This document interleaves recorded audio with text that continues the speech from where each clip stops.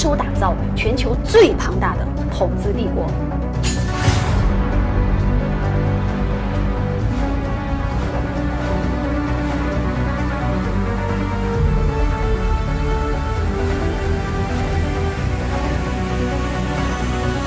他是查理·芒格。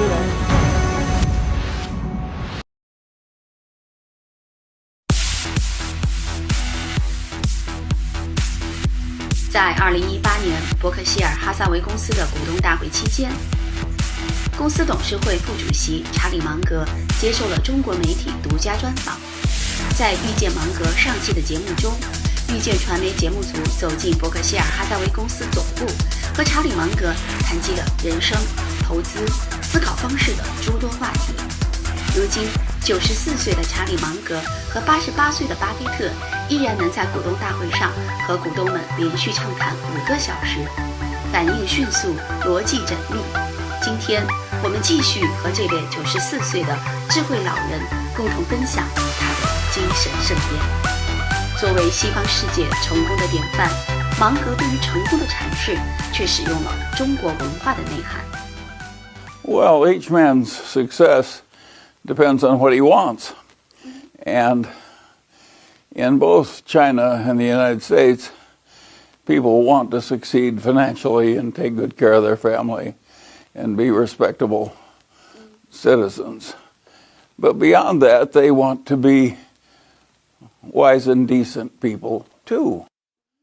And in China, that goes all the way back to Confucianism. And I'm one of the few Westerners who's read the whole Analect of Confucius all the way through twice. I like Confucius, a very civilized man, and he didn't want it just to make money or just to have power. He wanted to understand how the world worked and help it work better, and be a very civilized, modest kind of a man while he was doing it. You have worked so hard for your whole life, from a grocery store boy to where you are today. How did this kind of life history shape the man you are today? Well, if you lived a long time, as any 94-and-a-half-year-old man has lived, of course you've seen depressions and wars and panics and troubles. And of course you learn to prepare for the troubles before they come and to take opportunistic action during the troubles when other people are frightened or don't have the resources. So I think it does help to have a long memory, and if you don't have a real one, then you should get a vicarious memory. Learn from other people's experiences.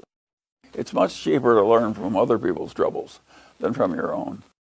Is that one of the reasons that you are very cautious, including face the opportunity of investing? No, it's one of the reasons I read a lot, is I want to learn as much as possible from other people's troubles instead of my own.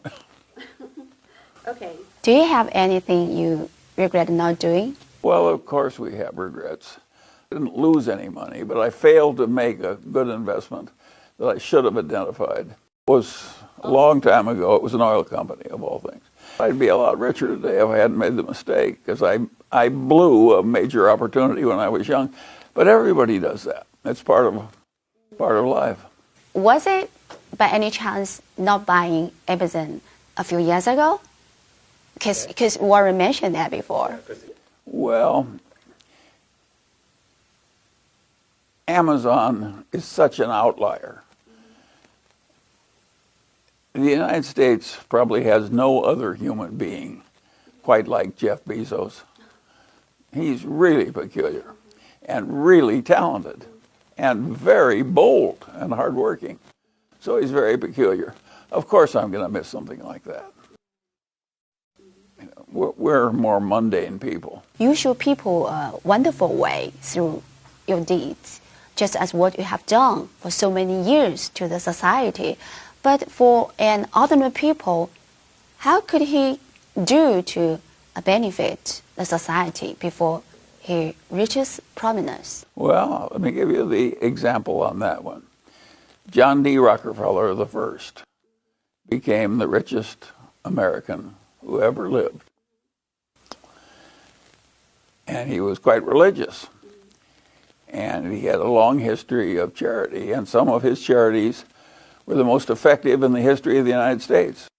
He totally changed all the medical schools. He modernized all of American medicine with just one $50 million investment.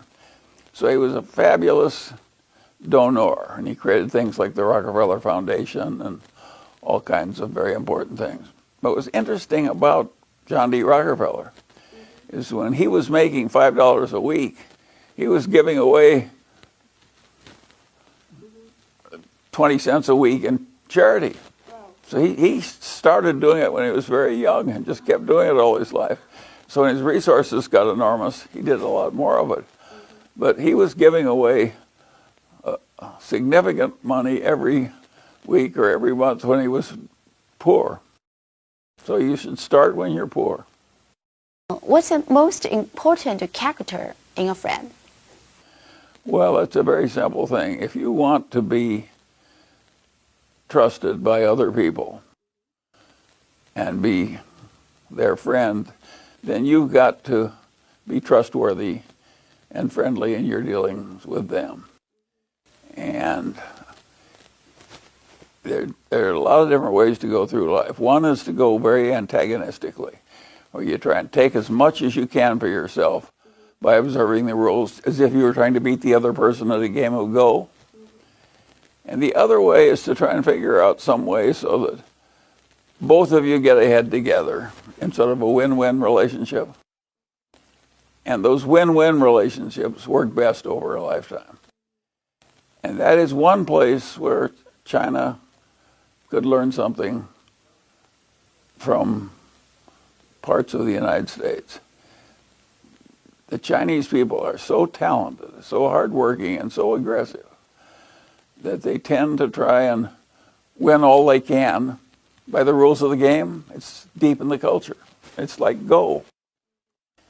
But you should want to have your suppliers and customers love you more and be less interested in getting the last dollar. And if you do that, you'll win more, not less. You know, today, China is a competitive society, and young men, young people are in kind of pressure, you know. Do you have any suggestion for the young people in China? My advice to the young people of China is to stay competitive. I think it's noble to try and do the best you can. We joke in America about the Chinese mothers. We call them the tiger moms because they drive these little kids to play the piano and get all A's and so on.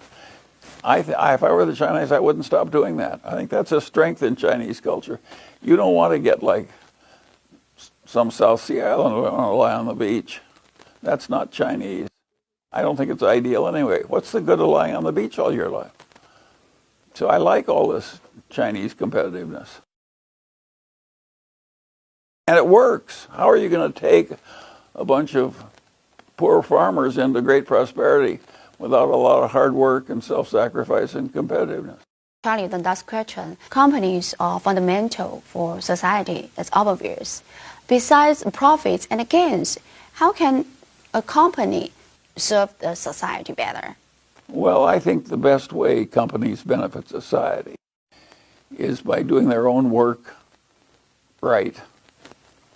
Just think of how important it is that the aircraft engines not fail when you put your loved ones on an airplane and so forth. And how you want the stuff you buy at the supermarket so it doesn't kill you or do you harm.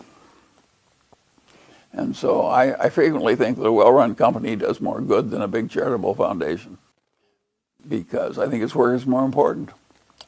And so I think the first duty of a company is to make its product and service superior. And I think that is a noble thing to do. Now, it happens, it will also make you rich. But then I think you have a duty to give a lot of it away if that happens. It's a very simple ethos. What difference does it make? You can't spend it on yourself. I have a saying about wealth. When I die, people are going to say, how much did old Charlie leave? You know what they're going to say? I believe he left it all.